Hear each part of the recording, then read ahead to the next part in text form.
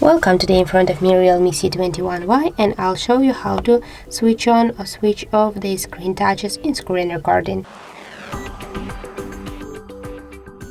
So first you should open the notification bar, and here go to the screen record icon, tap on the icon, and here before you will start your recording, you can here just tap once on the show touches on screen switcher, and now this function is turned on, and when you will just record your video, make your video recording, your touches will just shows on your screen recording. And just if you want to turn it off, tap here again on the switcher, and that's it. And then just you can start, just tap here on the start button. So that's how it looks. If you found this video helpful, leave like, comment and subscribe our channel.